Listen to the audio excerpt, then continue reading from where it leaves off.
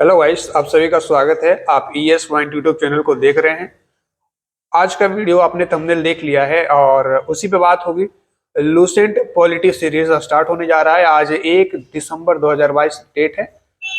आज से हम लोग एक पॉलिटी जो लूसेंट में दिया गया है उसको कवर करेंगे और लूसेंट कितना इम्पोर्टेंट बुक है किसी भी कॉम्पिटेटिव एग्जाम या टीचिंग एग्जाम या कोई और अदर एग्जाम जो होते हैं, एंट्रेंस एग्जाम, उन सभी के लिए। जैसे कि आप देखेंगे कॉम्पिटेटिव एग्जाम, SSC, रेलवे, सब में इस बुक से ही क्वेश्चंस आते हैं और आप टॉपर स्टॉक्स भी सुनते होंगे तो वो लोग भी आपको ये बुक सजेस्ट करते होंगे। ठीक है। और कोई भी एंट्रेंस एग्जाम हो जाए, बिहार बीएड हो जाए या फिर कोई अदर टीचिंग एग्जाम जिसमें जीके का पोर्शन है, जीके इस बुक से जरूर आता है। क्वेश्चंस भी आप देखेंगे, प्रीवियस ईयर क्वेश्चंस में भी बताऊंगा कि कौन से क्वेश्चंस कहाँ से आए हैं। तो आप लोग जो प्रीवियस ईयर क्वेश्चन भी हम लोग करेंगे साथ साथ। तो इस सीरीज में क्या क्या होने वाला है, पहली बात तो मैं आपसे ये कहूंगा कि अगर आप इस वीडियो को देख रहे हैं तो आपको पूरा सीरीज देखना पड़ेगा, पॉलिटी को पूरा समझना पड़ेगा। हम लोग इस वीडियो में सीरीज डाल रहे हैं तो आपको एक वीडियो में सब कुछ नहीं मिलने वाला है। आपको सारे वीडियोस में कुछ इंपॉर्टेंट फैक्ट्स, कुछ इंपॉर्टेंट ट्रिक्स एंड कुछ इंपॉर्टेंट कॉन्सेप्ट होने वाले हैं। तो सारे वीडियो देखेंगे तो सारे कॉन्सेप्ट क्लियर होते जाएंगे। और साथ ही साथ आप इस वीडियो को रिवीजन के लिए 1.5x पे देख सकते हैं हमारे वीडियो, क्योंकि मैं ना ज्यादा तेज ना ज्यादा स्लो बोलता हूँ। तो आप मेरा वीडियो 1.5x रिवीजन करते टाइम देख सकते हो, या फिर नोट्स बनाना है तो बना सकते हो। वैसे ही ये बुक जो आप देख रहे हैं इसी से हम लोग कवर करने वाले हैं और ये अपने आप में एक नोट्स है। ठीक है, तो आप नोट्स न बनाए तो ही अच्छा रहेगा। जैसे कि देखो, नोट्स बनाने की कोई जरूरत नहीं है। इस बुक्स को देखो, ये जो मैंने कलर कर रखा है ना, ये समझो नोट्स ही है। और इस बुक में ये लाइन, जो कलर किया हुआ लाइन है मेरे तरफ से, ये वाला, ये इंपॉर्टेंट है। बाकी सब आपको एग्जाम में नहीं आना है। तो आपको इसी मेथड पे मैं पढ़ाऊंगा, जो इंपॉर्टेंट है बस वही। और जो समझाना होगा, ये सब लाइन जो जिसने कलर नहीं किया वो मैं समझा दूंगा बस। लेकिन आपको जब रिवीजन करने आना है दोबारा, तो आपको भी बस ये सब का रिवीजन करना है। वैसे ही सारे सब्जेक्ट का है। जैसे कि मैंने ज्योग्राफी का देख लो, इधर से एक पेज या 2 पेज में मात्र मतलब 5-6 क्वेश्चन ही आपको याद करने रहते हैं इंपॉर्टेंट। बाकी सब तो याद होने ही चाहिए, बेसिक बेसिक सब चीज रहता है। तो वो सारी चीजें हैं। और ये वाला जो आप सेक्शन देख रहे हो भाई, ये पिंक कलर में जो ऑलरेडी एक बॉक्स में है, टेबल में बना हुआ है, टेबुलर फॉर्म में, वो तो इंपॉर्टेंट है ही। कुछ करो या ना करो, ये होना चाहिए आपका। तो ये हम लोग सब कवर करने वाले हैं। कुछ ऐसे मैंने नोट्स बना रखे हैं, एक्स्ट्रा नोट चाहिए। ठीक है, ये भी मैं आपको समझाऊंगा। ठीक है।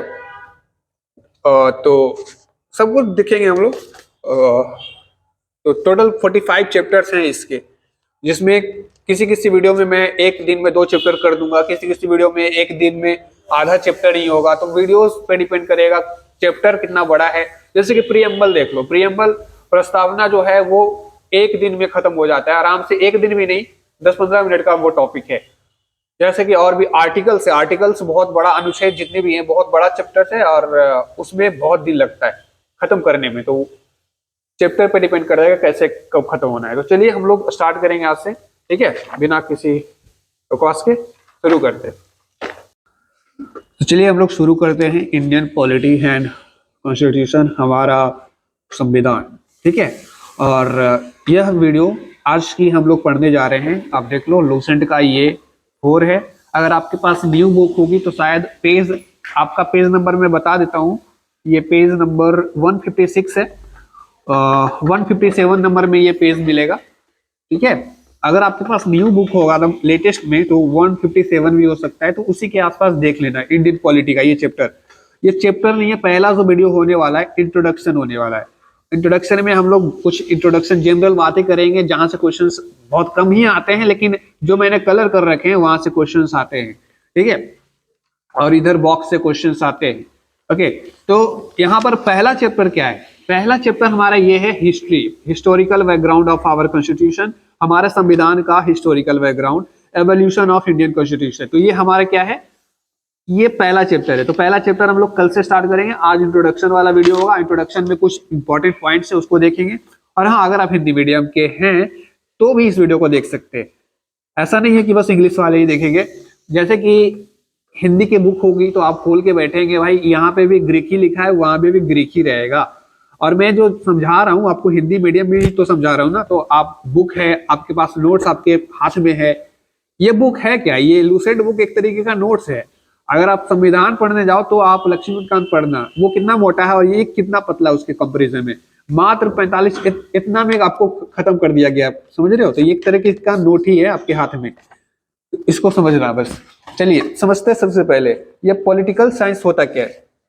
ठीक है, तो पहला लाइन में साफ साफ लिखा गया है, ये जो पॉलिटिकल है ना, पॉलिटिक्स से बना हुआ, और ये जो ग्रीक वर्ड से लिया गया है पॉलिस।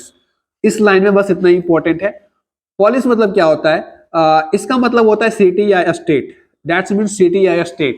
ठीक है, और हमारा जब आपने वर्ल्ड हिस्ट्री वाला वीडियो देखा होगा, सीरीज देखा होगा, वहां पे भी मैंने इसकी चर्चा की थी, ग्रीक सिविलाइजेशन। पुरानी सभ्यताएं में ग्रीक सिविलाइजेशन एक पुरानी सभ्यता है, सिविलाइजेशन है, वहां पे इसका यूज हुआ करता था और वहीं से निकल के आया है ये पॉलिस। ठीक है, वहां पे जब ग्रीक सिविलाइजेशन वाला वीडियो देखना, मेरा चैनल पे अपलोड है, प्लेलिस्ट भी बना हुआ है कि इसी का वर्ल्ड हिस्ट्री का सीरीज में भी मैंने किया था, लूसेंट का ही, तो वहां पे मैंने पढ़ाया था, तो वो देख सकते हो। उस समय ग्रीक सिविलाइजेशन जब चल रहा था, एंशियंट ग्रीस, हमारे पुराने जमाने की बात कर रहा हूँ, सिविलाइजेशन चल रहा था, तो वहां पे सोफिस्ट होते थे जिसको बोलते थे the wandering teachers of the wisdom. The wandering जो घुमक्कड़ होते थे, इधर उधर करके ज्ञान बांटा करते, तो वॉन्डरिंग टीचर्स ऑफ विजडम। ठीक है, उनको बोलते थे, जैसे कि सोफिस्ट कौन कौन, ये दोनों नाम आप देखो, प्रोटागोरास एंड जियोर्जियास। ठीक है, ये एथेंस के, और एथेंस उस समय की राजधानी भी हुआ करती थी। In Athens they are the first to expound the political theory.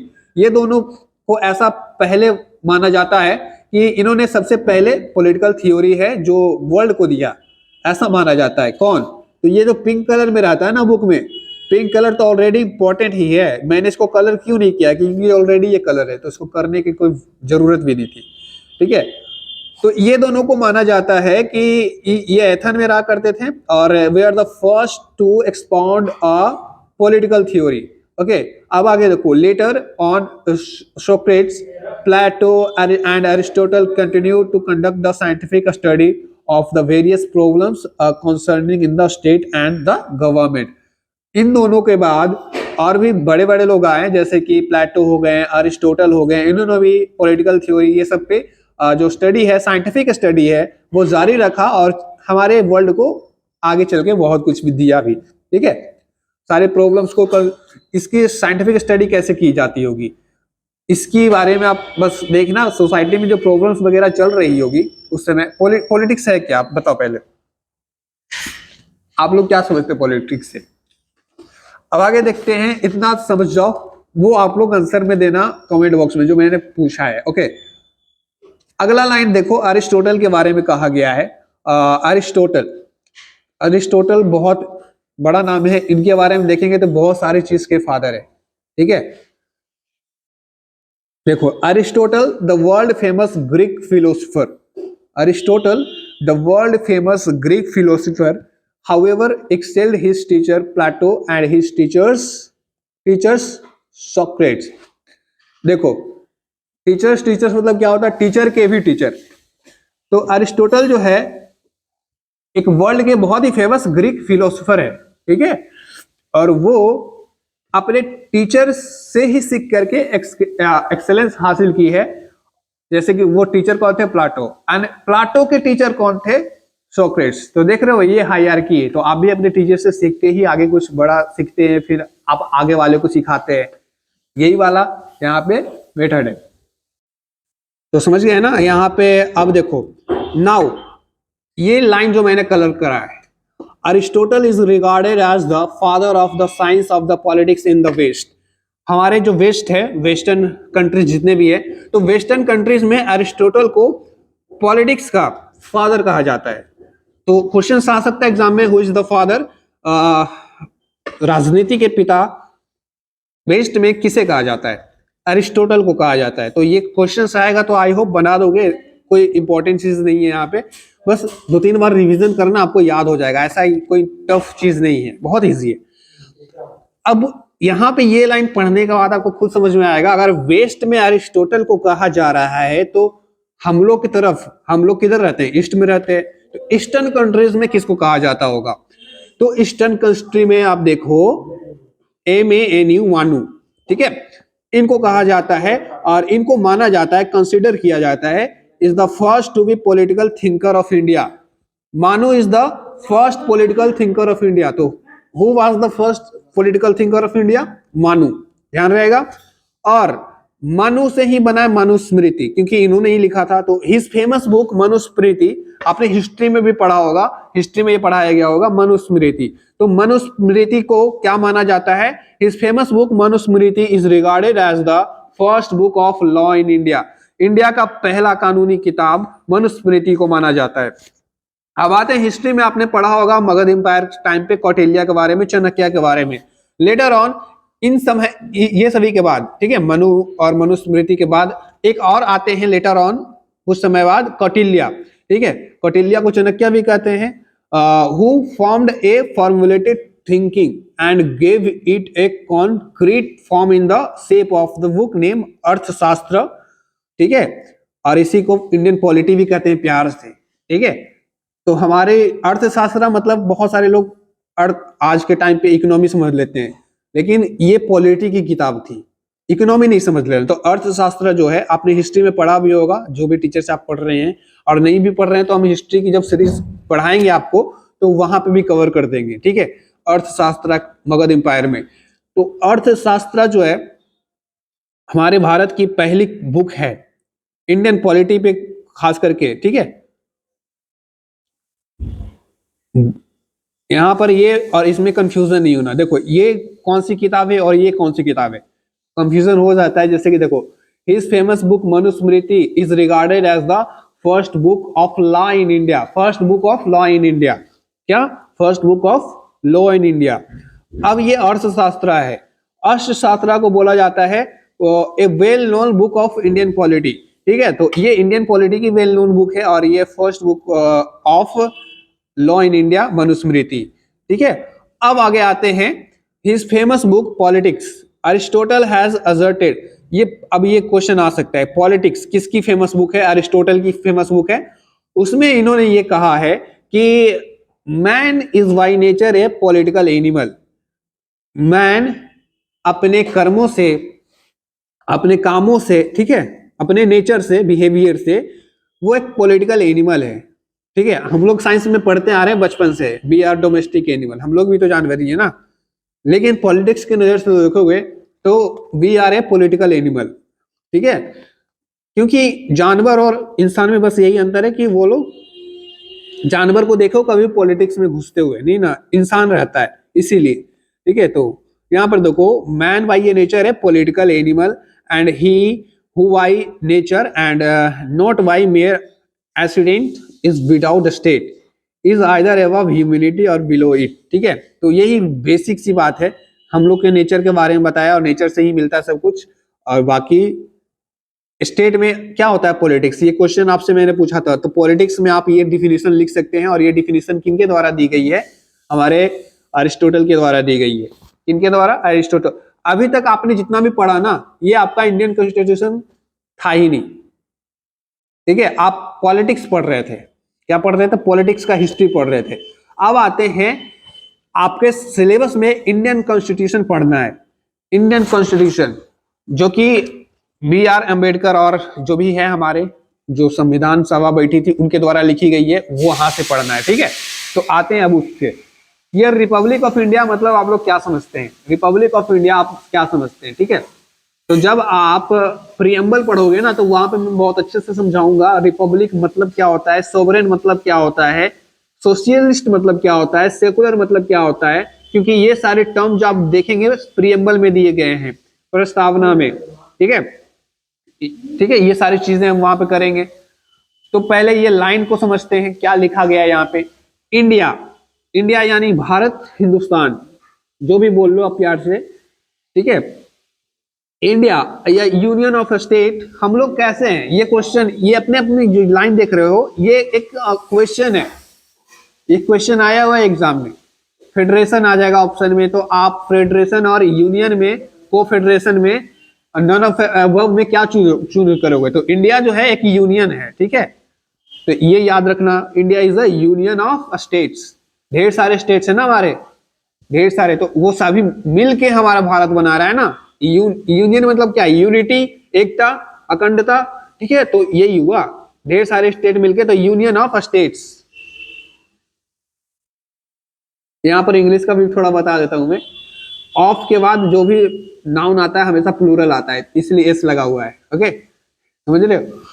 तो यहां पर देखो, अब India is a union of states, और इंडिया कैसा देश है, तो एक सोवरेन देश है, ठीक है, सोशलिस्ट देश है, सेकुलर देश है, डेमोक्रेटिक देश है, एंड रिपब्लिक तो है ही, ठीक है, ये सबका मिला करके इंडिया बना हुआ। तो ये सभी का मीनिंग मैं प्रियम्बल वाले चैप्टर में आपको पढ़ाऊंगा, आगे है, आगे आपको पढ़ना है प्रियम्बल, उधर हम लोग देखेंगे क्या होता है सोशलिस्ट, क्या होता है सेकुलर, क्या होता है डेमोक्रेटिक, क्या होता है रिपब्लिक, एंड पार्लियामेंट्री भी आपको पढ़ना है, लोकसभा राज्यसभा क्या होता है, कितनी सीटें, सब कुछ पढ़ेंगे हम लोग। आज चूंकि इंट्रोडक्शन वाला वीडियो है तो ज्यादा डिटेल में नहीं करना है। The public is governed in the terms of constitution which is adopted by constitution assembly, संविधान सभा के द्वारा हमारा संविधान कब एडॉप्ट किया गया था, ये इंपॉर्टेंट क्वेश्चन है। 26 नवंबर 1949 को ये हमारा संविधान सभा के द्वारा एडॉप्ट किया गया था, लेकिन ये बन के तैयार हुआ था इस दिन, सबको पता है, लेकिन लागू कब हुआ था, जब हम अपना रिपब्लिक डे मनाते हैं। कब मनाते हैं रिपब्लिक डे, 26 जनवरी को मनाते हैं। तो पहली बार ये इन फोर्स में कब आया, फोर्स मतलब होता है लागू कब से किया गया, तो came into force on January 26 1950, 26 जनवरी 1950 को यह संविधान को जो बन के तैयार हुआ था हमारा इंडियन कॉन्स्टिट्यूशन, ठीक है, वो लागू किया गया, समझ रहे हो, 1950 में, 1950 याद रखना। और इसके पीछे भी एक रीजन थी, ठीक है, इसके पीछे रीजंस थी, नेहरू और जो भी उस समय थे, ठीक है, पूर्ण स्वराज की घोषणा पहले ही कर दी थी, लेकिन कब की थी पूर्ण स्वराज की घोषणा, 26 जनवरी 1930 की थी। तो उसी डेट को इंपॉर्टेंस बनाने के लिए 26 जनवरी को किया गया। चाहते तो इस दिन भी कर देते, लेकिन वहां पे कहा रुक जाओ, थोड़ा सब्र करो, कैसी तड़प है तुम्हारे अंदर, तो वही वाली बात है ना, सब्र करने बोला, फिर उस डेट का इंपॉर्टेंस, पूर्ण स्वराज कंप्लीट इंडिपेंडेंस, ठीक है, उसको इंपॉर्टेंस देने के लिए 26 जनवरी को चूज किया गया। बोला हम लोग अब जब भी लागू करेंगे, अब कितना दिन बचा ही है, नवंबर दिसंबर, देखो एक ही मंथ तो गैप है ना, कर देंगे यार, एक महीना रुक जाते हैं, 1-2 महीना, उसके बाद कर देते हैं, तो कर दिया, समझ गए। तो ये है बात, समझ रहे हो। अब आगे देखो, ये लाइन में कुछ इंपॉर्टेंट नहीं है आपके लिए, लेकिन कुछ इंपॉर्टेंट इसमें से खोद के निकालना पड़ेगा, ठीक है। जैसे कि देखो, द कॉन्स्टिट्यूशन विच एनविसेज मतलब होता है उकसाना, बड़ा, समझ रहे हो। The constitution which envisages parliamentary form of government is a federal in structure with unitary features. The president of India is the constitutional head. ये वाला लाइन इंपॉर्टेंट है आपका। हमारे संविधान का कॉन्स्टिट्यूशनल हेड कौन होता है, कॉन्स्टिट्यूशनल पूरे संविधान का कौन होता है, हेड प्रेसिडेंट होते हैं। तो president of the India is the constitutional head of executive of the union. हमारी यूनियन की हेड कौन है, प्रेसिडेंट है। अब ये वाला लाइन आगे भी पढ़ोगे इसके बारे में, यहां पे भी पढ़ लो। आर्टिकल 74 का 1, 74 में बहुत सारे हैं, जिसका 1, 74 article 1 of the Indian constitution provide the there shall be a council of minister with the prime minister as the head to aid and advise the president who shall in the exercise of his function। इसका मतलब देखो कहने का यही है कि 74 article number अनुच्छेद जो 74 है, उसमें ये कह रहा है कि हमारा एक काउंसिल ऑफ मिनिस्टर होगा, जिसके मुखिया जो हेड होंगे वो हमारे प्राइम मिनिस्टर होंगे, ठीक है। वो प्रेसिडेंट को एडवाइस देंगे, prime minister as the head to aid and advice the president कि कौन who shall in the exercise of his function act in accordance with such advice। ठीक है, कौन क्या करेगा, कौन, ढेर सारे डिपार्टमेंट है ना हमारे इंडिया में, कौन क्या करेगा, तो ये सारी चीजें हैं। तो सारा फंक्शन वगैरह काम जो होगा सब प्राइम मिनिस्टर। देखो कहने को तो थोड़ा बहुत पावर प्रेसिडेंट के पास भी है, लेकिन ज्यादातर जो सुप्रीमेसी है, पावर है, प्राइम मिनिस्टर के पास होता है। प्रेसिडेंट के पास कुछ मिनिमल पावर्स होते हैं, ठीक है। द रियल एग्जीक्यूटिव पावर दस vest in the councils of minister. तो वही वाली बात है ना, जो असली में पावर है, पावरफुल जो है, वो हमारे प्राइम मिनिस्टर है, और प्राइम मिनिस्टर के जो भी काउंसिल्स हैं, काउंसिल्स ऑफ मिनिस्टर, ठीक है, उनके हाथ में ज्यादा पावर होता है। As its head, council of minister के हाथ में पावर तो है ही, साथ ही साथ अब इनके जो हेड हैं, इनके हाथ में सबसे ज्यादा पावर होता है। कौन? Prime minister. तो आइए, सबसे आप जानते भी होंगे हमारे जो नेता वगैरह होते हैं वो कितने पावरफुल हैं। आप देखते होंगे ना, आपके घर के आसपास छोटा मोटा नेता भी अपने आप को पावरफुल दिखाता होगा, ठीक है। आगे देखो, the councils of minister is collectively responsible of the house to the people. ये लोकसभा के लिए रिस्पॉन्सिबल होते हैं, जितने भी काउंसिल्स ऑफ मिनिस्टर होते हैं, प्राइम मिनिस्टर, होम मिनिस्टर, जितने भी मिनिस्टर हो गए यार, सभी के सभी वो किसके प्रति रिस्पॉन्सिबल, उत्तरदायी होते हैं? वो लोकसभा के प्रति उत्तरदायी होते हैं। सिमिलरली, उसी प्रकार से in states the governor is the head of executive. जैसे कि हमारे पूरे देश का, इंडिया का प्रेसिडेंट है, वैसे ही हमारे बिहार का या झारखंड का, सबका अपना अपना एक गवर्नर होता है, ठीक है। तो जो उधर उनका काम है, वही एक स्टेट में गवर्नर का काम होता है। प्रेसिडेंट गवर्नर एक ही चीज है, प्रेसिडेंट हो जाएगा सेंट्रल लेवल वाला, और गवर्नर हो जाएगा हमारा स्टेट लेवल वाला, ठीक है। तो वही लिखा गया, the governor is the head of executive, but it is the council of minister with the chief minister as its head whom real executive power vests. मतलब वही कहने का मतलब है, जैसे कि हमारे सेंट्रल पावर जो होता है प्राइम मिनिस्टर के पास होता है, प्रेसिडेंट के पास बस नाम मात्र पावर होता है, उसी प्रकार से हमारे जो स्टेट में गवर्नर के पास पावर होता है, वो नाम मात्र होता है। सब कुछ पावर चीफ मिनिस्टर के पास होता है, गवर्नर के पास बहुत कम पावर होता है। तो वही वाली बात लिखी गई है, ठीक है। अब चीफ मिनिस्टर हो गया, चीफ मिनिस्टर के जितने भी काउंसिल ऑफ मिनिस्टर हैं, इनके साथ जितने भी आते हैं मिनिस्टर, सब में सबके पास पावर होते हैं ज्यादा। तो यहां तक हमने कर लिया, और आगे वाला लाइन कहां पर है, कहां पर हो गया? यहां तक हो गया ना। हाँ, चलिए थोड़ा सा और बचा है, देख लेते हैं इधर से आगे। देखो, the councils of minister of a state is collectively responsible to the legislative assembly of the state. तो ये वाला लाइन ऊपर भी पढ़ा है, इसमें कौन सी नई बात है? अभी पढ़ा था आपने, नहीं पढ़ा है? देखो, the councils of minister is collectively responsible to the Lok Sabha. वही वाली बात है ना, the council of minister of a state, यहाँ पे सेंट्रल लेवल का था, central level, all India, pan India. यहाँ पे स्टेट की बात करी जा रही है। बात दोनों तो एक ही है, वहां पे प्रेसिडेंट की बात करी गई, यहाँ पे आपका गवर्नर का बात किया गया, बात तो एक ही है दोनों का। तो यहाँ पे भी रिस्पॉन्सिबल होता है, council of minister of a state is collectively responsible to the legislative assembly of the state, ठीक है। आप भी जानते हैं हमारे स्टेट में विधानसभा होता है, विधान परिषद होता है, जानते हो ना। तो अब देखो आगे देखते हैं, ये लोग, हम लोग जो पार्लियामेंट पढ़ेंगे ना, वहां पे विधानसभा, लोकसभा, राज्यसभा सबको डिटेल में पढ़ने वाले हैं। आज इंट्रोडक्शन वाला वीडियो है, मैं बता दे रहा हूँ, ताकि बहुत सारे लोग कंप्लेन करेंगे इसको एक्सप्लेन करो, ये करो, वो करो। तो सबका टाइम होता है भाई, आएगा जहां पे हम लोग देखेंगे ना अच्छे से। अब आगे देखो, the constitution distributes legislative power between parliament and state legislature and provides for the vesting of residual powers in the parliament. The power to amend the constitution is also vested in parliament. अच्छा, हमारा संविधान को amendment किया जा सकता है कि नहीं किया जा सकता है?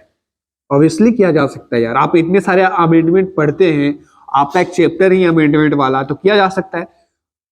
किसके हाथ में पावर होता है अमेंडमेंट करने का? कौन अमेंडमेंट कर सकता है? तो पार्लियामेंट करेगा।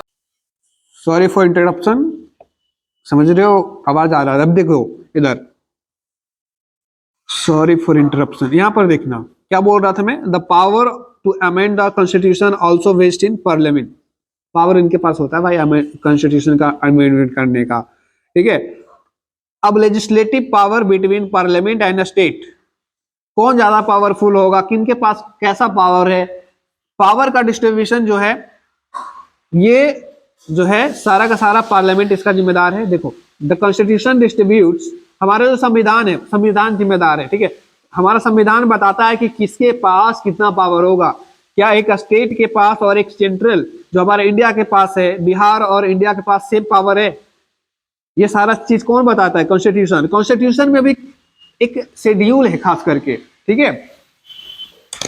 हमारे क्वेश्चन ही पूछ लेता हूं आपसे, देखते हैं कितना पढ़ते हो। हमारे संविधान में कितने शेड्यूल दिए गए हैं? शेड्यूल, शेड्यूल की बात करी जाएगी तो देखना टोटल कितने हैं। शुरुआत में कम थे लेकिन बाद में आज के डेट में वो बढ़ गए हैं। कितने हैं? हालांकि यहाँ पे आपको लिखा हुआ नहीं मिलेगा कि कितना शेड्यूल है, आगे पढ़ेंगे उसको भी, लेकिन यहाँ मैं बता देता हूँ आज के डेट में हमारे भारत में कितने शेड्यूल है? 12 शेड्यूल है, ठीक है, शेड्यूल। तो 12 शेड्यूल में 7वां जो शेड्यूल है उसमें पावर का डिवीजन बताया गया कि किसके पास कितना पावर होगा। 7th नंबर, मेरे ख्याल से आप समझ गए होंगे, ठीक है। आर्टिकल नंबर 7 लिख लेना कहीं पे, 7th शेड्यूल, ठीक है। 7th शेड्यूल में डिवीजन ऑफ पावर आगे देखोगे, बुक में दिया भी है, मत लिखो, ठीक है, खराब लगेगा बुक ऐसे भी। तो यहाँ पे ये सारी चीजें। अच्छा, एक क्वेश्चन और पूछते हैं आपसे, यूनियन की बात कौन से शेड्यूल में की गई है? फर्स्ट में या सेकेंड में? 2 ऑप्शन है आपके पास, फर्स्ट में या सेकेंड में, बोलो, याद करो। पढ़ा होगा आपने, मेरे ख्याल से पढ़ रखा होगा। नहीं पढ़ा, अगर नए नए फ्रेशर हो तो मैं बताऊंगा अभी, लेकिन जिन्होंने पढ़ रखा है वो कम से कम कोशिश तो करो, पहले में या दूसरे में। मैं तो 12 में आपको 2 ही ऑप्शन दे रहा हूं भाई, तो 2 में कम से कम आपको पता होना चाहिए किसमें बात करी गई है। हाँ, तो पहले शेड्यूल में बात करी गई है किसकी? हमारे यूनियन के बारे में बात करी गई। यूनियन, जितनी भी यूनियन टेरिटरी हैं, हम यूनियन है, हमारे स्टेट, ये सारी चीज बात कब कहाँ की गई है? पहले शेड्यूल में, ठीक है, पहले अनुसूची में, पहले अनुसूची में, शेड्यूल के अनुसूची ही कहते हैं ना हिंदी में, हाँ, तो उसमें बात करी गई है। दूसरे में किसकी बात करी गई है? तो बोलोगे आप शेड्यूल पढ़ा ही दो, आज सबका पढ़ा रहे हो तो नहीं यार। दूसरे में आप कमेंट करके बताना, थर्ड में, 7th में मैंने बता ही दिया आपको। दूसरे में किसकी बात करी गई है ये आपको बतानी है, ठीक है। दूसरे में किसकी बात करी गई है ये आपको बताना है। और लास्ट में किसकी बात करी गई है? 12th नंबर अनुसूची में किसकी बात करी गई है, ठीक है, जो कि ये कौन से संविधान अमेंडमेंट के द्वारा आया था, वो भी आपको जाके घर में एक बार देख लेना है। याद नहीं करना है, कोई भी चीज को रटना नहीं है, बस देख लेना एक बार कि कौन सा क्या होगा, ठीक है, देखना है। अब आगे देखो, यहाँ पर हुआ, ये पैराग्राफ पूरा खत्म हुआ इधर साइड। अब इधर साइड में थोड़ा सा दिया गया है, फिर ये बॉक्स आ जाता है, बॉक्स में टोटल फैक्ट्स दिए गए हैं। स्टैटिक जीके एक तरीके से ये मान सकते हो इसको, तो इसको आप स्टैटिक जीके की तरह ही पढ़ना, इसमें कोई कॉन्सेप्ट है नहीं तो कुछ समझोगे नहीं। बाकी ये सारी जो फैक्ट्स है ना, आगे चल के पूरा जब चैप्टर पढ़ लोगे ना तो आपको समझ में आएगा ये फैक्ट्स। वैसे डायरेक्ट अगर पढ़ना है तो याद ही करना पड़ेगा, स्टैटिक बन जाएगा, लेकिन समझना है इसको तो पीछे की चीजें भी पढ़नी होगी आपको। सेकेंड शेड्यूल किसकी है? आपने कमेंट कर दिया होगा अभी तक, आई होप। बता देता हूँ, हिंट दे देता हूँ, पैसे से रिलेटेड है कुछ, ठीक है। अब आगे देखते हैं, ये वाला देखो, the constitution has provision, constitution के पास ये भी प्रोविजंस है कि for independence of judiciary, controller, auditor general, public service commission, UPSC, BPSC, ढेर सारे जो है, यूपीएससी, बीपीएससी और भी स्टेट पीसीएस, सबके, चीफ इलेक्शन कमीशन। तो कॉन्स्टिट्यूशन ये भी हम लोग को प्रोविजन देता है, ये भी कहता है कि ये सभी जो काम है ना, ये इंडिपेंडेंटली काम करेंगे। इस पे कोई नेता का, जैसे कि सुप्रीम कोर्ट है, तो सुप्रीम कोर्ट में अगर नरेंद्र मोदी या कोई और छोटा मोटा नेता, नीतीश कुमार, कोई जाके, क्या इसको डिसीजन अगर ये कोई ले रहा है तो पीएम के कहने पर डिसीजन ये बदल देगा क्या सुप्रीम कोर्ट? इस पे किसी का इन्फ्लुएंस है कोई भी मिनिस्टर का? जुडिशरी पे, कंट्रोलर पे, ऑडिटर जनरल पे, पब्लिक सर्विस कमीशन पे या चीफ इलेक्शन कमीशन पे? तो ये सभी ना इंडिपेंडेंट होते हैं, किसी का इनका कुछ नहीं, इनको जो करना है, इनको जो डिसीजन लेना है ये लेंगे, ठीक है। कोई इस पे ऐसा किसी के गुलाम नहीं है, बस सिंपल सी बात है, इंडिपेंडेंस। बट कोई यहाँ पर आप लोग मार्क कर लेना, जो भी आपके पास मार्कर होगा उससे। Independence of judiciary, controller, auditor general, public service commission. संविधान में ये जो हमारे इलेक्शन के बारे में बात करी गई है, वहां पे आपको बताया जाएगा हम लोग कब का एज कब है इलेक्शन देने का, और ये एक ऐसा समय होता है जब हम लोग फ्री एंड फेयर इलेक्शन करते हैं। इसकी चर्चा मैं प्रियम्बल में भी करूंगा, बहुत अच्छा कॉन्सेप्ट है इसका, बहुत मजा आएगा वहां पे, ठीक है। अब आगे देखो यहाँ पे क्या बच गया। हाँ, नीचे में कॉन्स्टिट्यूशन के बारे में लिखा गया है। आपका मेन चैप्टर यहाँ से शुरू होता है, लेकिन चूंकि मैंने बताया इधर से कुछ कुछ चीजें फैक्चुअल है, कुछ कुछ चीजें जो मैंने कलर कराया वो आ सकते हैं, तो कर लेना। एक दो बार में पढ़ोगे याद हो जाएगा, बहुत इजी। इधर जितना कलर किया है ना उतना ही काफी है, बाकी आपको देख लेना। आपको अगर ज्यादा लग रहा है इंपॉर्टेंट तो आप इधर भी कलर कर सकते हो। आओ गवर्नमेंट ऑफ इंडिया देख लो। गवर्नमेंट ऑफ इंडिया, हमारा भारत का कैसा सरकार है वो, तो कैसे देखोगे। अभी बच्चा वाला चीज हो गया यार, जल्दी जल्दी देख लेते हैं। हमारा कंट्री का क्या नाम है, भारत है।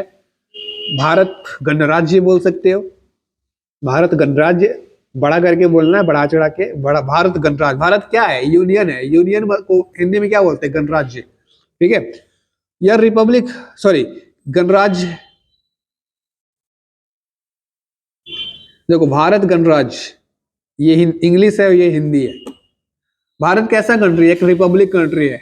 भारत, पाकिस्तान भी एक रिपब्लिक कंट्री है, ध्यान देना। South Korea, north Korea, north Korea कैसा कंट्री है, आप लोग कमेंट करके बताना, वो रिपब्लिक है कि नहीं। छोड़ो, तो यहाँ पर देखो भारत गणराज्य, वही इंग्लिश में रिपब्लिक ऑफ इंडिया कहते हैं। हमारा भारत का नाम ऑफिशियली, ठीक है, ऑफिशियली नाम है ये हमारा। हमारे भारत में किस तरीके का सरकार है, तो हमारे भारत में जो सरकार है, गवर्नमेंट है, वो सॉवरेन है, सोशलिस्ट है, सेकुलर है, डेमोक्रेटिक है, रिपब्लिक है, विथ ए पार्लियामेंट्री सिस्टम। हमारा एक खुद का पार्लियामेंट्री सिस्टम है, ठीक है, लोकसभा, राज्यसभा, और वो सब मिलके हमारा एक सरकार बनाते, गवर्नमेंट बनाते हैं। हमारा कैपिटल कहाँ है, न्यू दिल्ली है। हमारे कितने स्टेट हैं, फिलहाल 28 हैं। ये 29, जब मैंने बुक लिया था उस समय 29 था, लेकिन अभी घट के 28 हो गया है। 7 यूनियन टेरिटरीज है, ठीक है। कितने यूनियन टेरिटरीज, 7, याद रखना। ये बदलते रहते हैं, घटते बढ़ते रहते हैं, तो अभी फिलहाल 28 है। अब देखो इंडिपेंडेंस, हम लोग को आजादी कब मिली थी, तो ये तो बच्चा बच्चा बता देगा यार। 15 अगस्त 1947 हम लोग ब्रिटिश के कॉलोनियल रूल से आजाद हुए थे, ब्रिटिश के चंगुल से बाहर निकले थे। कॉन्स्टिट्यूशन, संविधान, इधर नीचे पड़ा था ना, कब लागू किया गया था, 26 जनवरी 1950। लीगल जो लीगल होता है, law and order. Legal system कैसा है, the constitution of India is the fountain source of legal.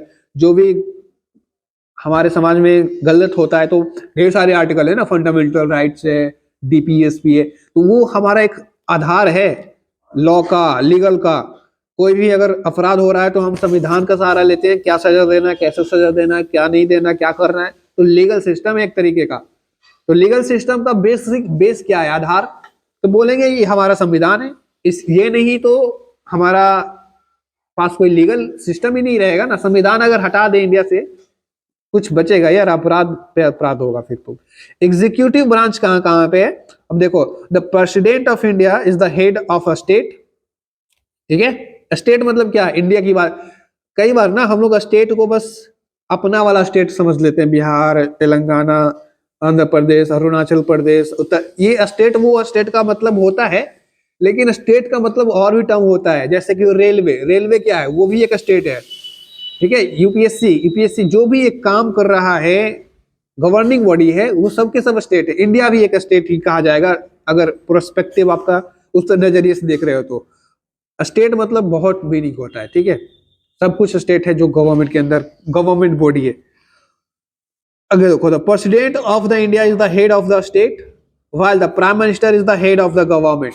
ये लाइन बहुत इंपॉर्टेंट है भाई, क्वेश्चन आ सकता है। Who was the head of the state, president. Who was the head of the government, prime minister. Government के head prime minister होते हैं, लेकिन पूरे इंडिया का हो गया, उसका हेड कौन होगा, पूरे स्टेट का हेड कौन होगा, वो प्रेसिडेंट हो गया। उसी तरीके से आप देख लेना, हमारा स्टेट की बात करी जाएगी। हमारा जो स्टेट है, बिहार हो जाए चाहे झारखंड हो जाए, कोई भी स्टेट हो जाए, उसकी हेड की बात करी जाएगी तो जब एक राज्य की बात करी जा रही है तो वो गवर्नर होंगे, लेकिन गवर्नमेंट की बात करी जाएगी बिहार की तो वो चीफ मिनिस्टर के हाथ में है। And runs office with the support of councils of minister, और ढेर सारे काउंसिल्स ऑफ मिनिस्टर हैं, ठीक है, सुनते होगे ना, बहुत सारे मंत्री होते हैं हमारे, education minister, home minister, financial minister, ठीक है, कल्चरल मिनिस्टर, ये सारे क्या है, मिनिस्टर से ढेर सारे, उनके साथ मिल करके प्राइम मिनिस्टर या कोई भी चीफ मिनिस्टर अपना काम करता है। इन सभी को ही, जो ढेर सारे मिनिस्टर है ना, इन सभी को कैबिनेट मिनिस्टर कहते हैं, इन सभी के ग्रुप को ही, ठीक है, कैबिनेट मिनिस्ट्री। लेजिस्लेटिव ब्रांच हम लोग का कौन सा है, तो ये एग्जीक्यूटिव ब्रांच है, एग्जीक्यूटिव। अब लेजिस्लेटिव ब्रांच देखते हैं।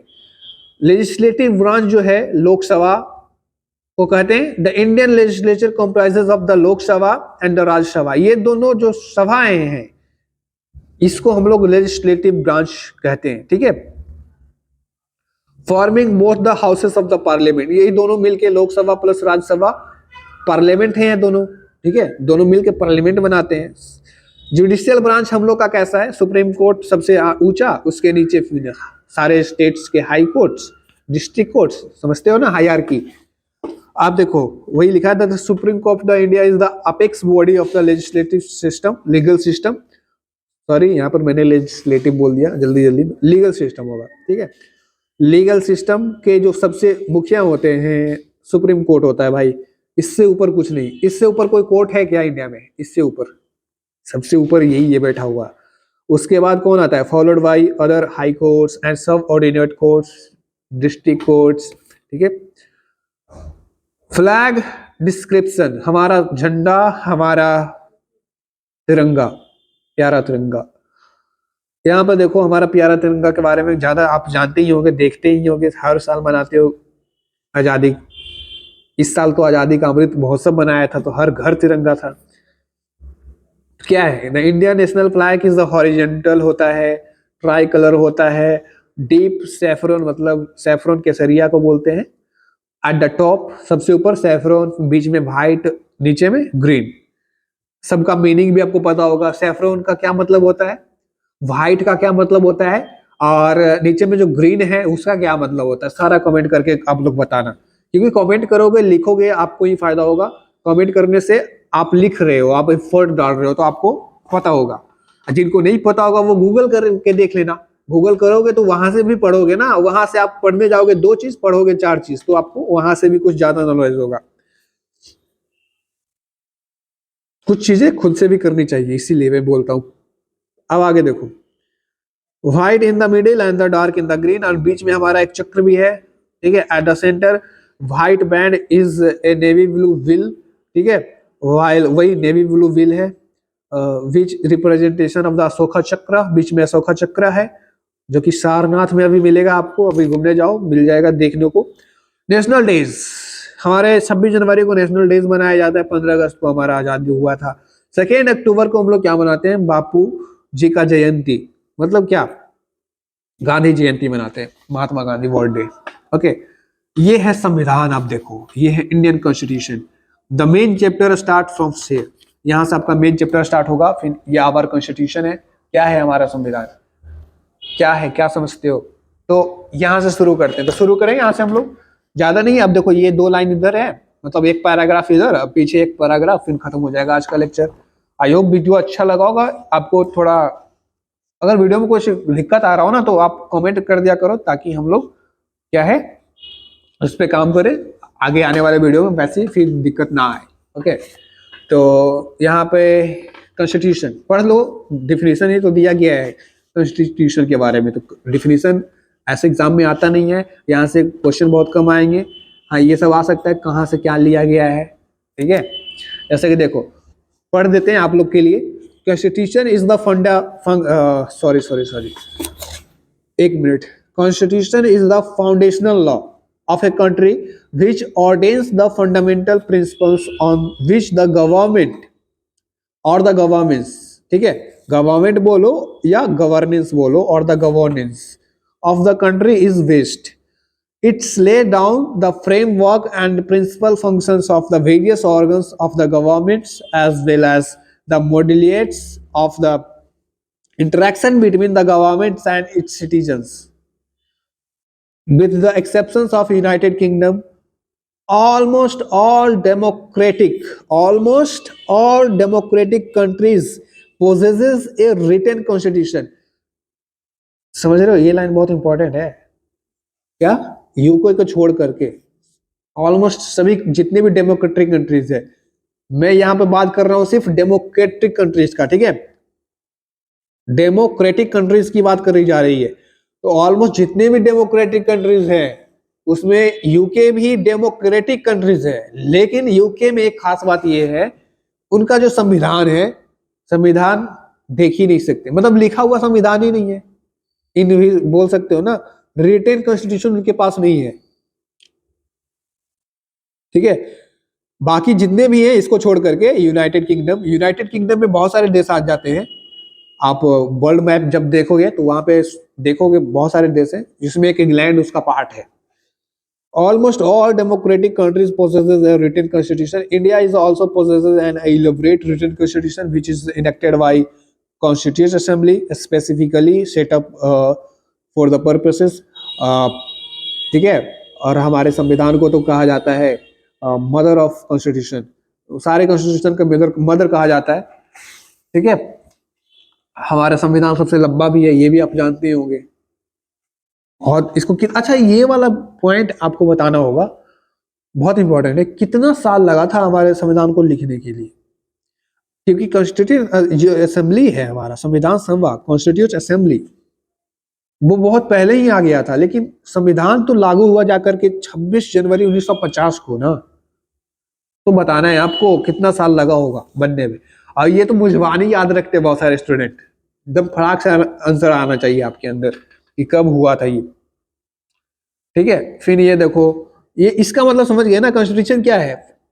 कॉन्स्टिट्यूशन एक फाउंडेशन है भाई, जैसे आप कोई कोर्स करते हैं तो फाउंडेशन करते हो ना, तो हमारा भारत इतना बड़ा कंट्री है, उसको चलाने के लिए कुछ ना कुछ तो होना चाहिए, नहीं तो कंट्री बर्बाद ना हो जाए। तो ये फाउंडेशन है सभी कंट्रीज का, जितने भी डेमोक्रेटिक कंट्रीज हैं वहां पे कॉन्स्टिट्यूशन बहुत इंपॉर्टेंट होता है। Constitution is the foundational law, क्या, foundational law of a country, किसी भी कंट्री का फाउंडेशनल लॉ होता है कॉन्स्टिट्यूशन। आगे देखो, विच ऑर्डेन्स द फंडामेंटल प्रिंसिपल, विच ऑर्डेन्स क्या, fundamental principles on the which government of the country is based. हमारा जो पूरा गवर्नमेंट है इंडिया का, कंट्री का पूरा कहां पे बेस है, इंडियन कॉन्स्टिट्यूशन पे बेस है। जितने भी रूल्स नियम कानून आप देखते होगे गवर्नमेंट का, आधार क्या है, संविधान ही है आधार सबका, ठीक है। क्योंकि हमारे संविधान में फंडामेंटल प्रिंसिपल्स ढेर सारे दिए गए हैं, फंडामेंटल राइट्स है, फंडामेंटल ड्यूटीज है, पार्लियामेंट क्या करेगा, पंचायती राज, इलेक्शन के बारे में बता, हमारे संविधान में बहुत सारे चैप्टर्स है, उसमें सब कुछ दिया गया है। तो वो बेसिक स्ट्रक्चर है जो कि एक कंट्री को चलाने के लिए बहुत जरूरी है। तो कॉन्स्टिट्यूशन का मीनिंग आप लिख दोगे एग्जाम में, अगर आएगा तो बहुत अच्छे से, जरूरी नहीं है कि यही वाला लिखो, रटना नहीं है, समझ गए ना, आप अपने मन से लिख देना जो भी आपको याद होगा उस समय एग्जाम में। हालांकि ये तो ऑब्जेक्टिव एग्जाम में नहीं आता है, जो भी अगर देख रहे होंगे मेरे वीडियो, बहुत जैसे कि ग्रेजुएशन वाले बच्चे भी देख रहे होंगे, तो वो लिख सकते हैं, ये डेफिनेशन अच्छा रहेगा। अब आगे देखो, ये तो बता दिया ना, यहाँ तक कर दिया था शायद, हाँ ये यहाँ तक हो गया है। अब ये लास्ट लाइन देखो, हमारा constitution, our present constitution, the first constitution of India framed and given themself by the, पीछे करते हैं, एक मिनट भाई, थोड़ा सा मैनेज कर लेना, हाँ अब ठीक है। पीपल ऑफ इंडिया के द्वारा अडॉप्ट किया गया कॉन्स्टिट्यूशन असेंबली 26 नवंबर 1949 में, ये मतलब बन के तैयार हो गया था। ये पीछे भी बताया आपको, यहाँ पर फिर ये वाला डेट बार बार रिपीट हो रहा है, तो देख रहे हो, पीछे पढ़ा, पीछे 2 जगह ये वाला डेट था, ये अभी तीसरी बार पढ़ रहा हूँ, तो ये रिवीजन तो ऐसे ही हो जा रहा है, तो याद नहीं रहेगा। याद तो वैसे भी होना भी चाहिए आपको। अब मैं जो बता रहा हूँ, अभी जो मैं पढ़ा रहा हूँ ना, लगभग 80%, 80 छोड़ो 90% बच्चों को ये पहले से ही पता होगा ये वाला बात। बहुत कॉमन डेट है, जैसे कि 15 अगस्त को हम लोग आजाद हुए, तो कौन नहीं जानता है जो तैयारी नहीं भी कर रहा होगा, बच्चा भी होगा, स्कूल में पढ़ता होगा, वो भी बता देगा ये सब डेट। ठीक है। The constitution is originally adopted 22 parts, 395 articles, 8 schedule. ये देखो शुरुआत में 8 ही शेड्यूल थे, आज के डेट में कितना है? थोड़ी देर पहले वीडियो में बताया था 12 है। थोड़ी देर पहले वीडियो में ये भी बताया था 7वां नंबर का शेड्यूल क्या बताता है, बताओ तो।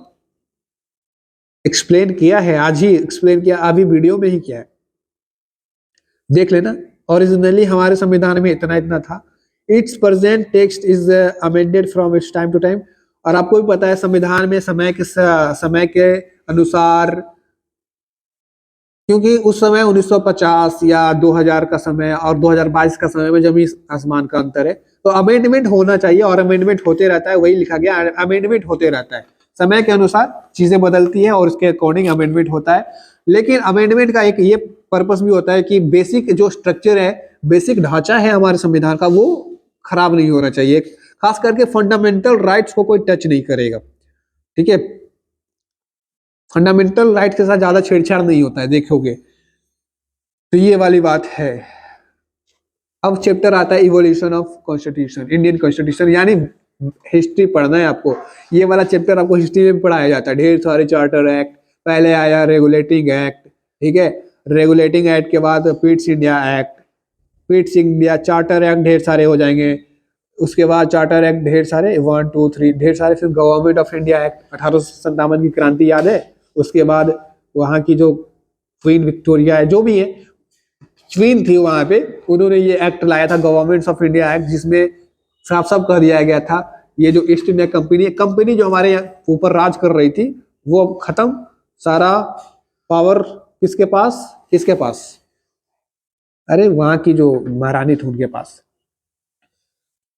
1857 की क्रांति की जस्ट बाद आता है, देखो 1857 में हुआ था, 1858 में आया था। ये हम लोग अलग चैप्टर में पढ़ लेंगे, होपफुली कल करेंगे।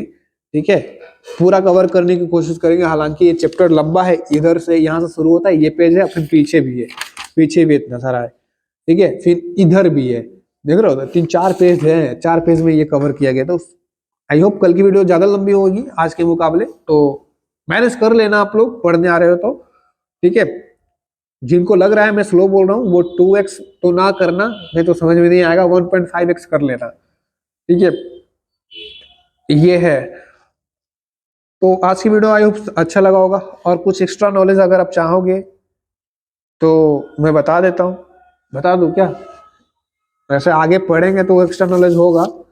जैसे देखो ढेर सारे आर्टिकल है यार, आर्टिकल इतने सारे आर्टिकल है कि याद करते करते थक जाओगे, लेकिन याद हो जाएगा। ये याद करने का एक मतलब तरीका है, अब वैसे करोगे तो याद होगा आपको। ओके, तो कैसा लगा आज का वीडियो बताना आप लोग कमेंट करके। अच्छा लगा होगा तो ठीक है, नहीं तो फिर हम लोग कुछ और भी क्या करेंगे, इसमें सुधार करेंगे, सुधार, समझ रहे हो? चलिए आज के लिए बस इतना ही। थैंक यू फॉर वॉचिंग, मिलते हैं अगली वीडियो में।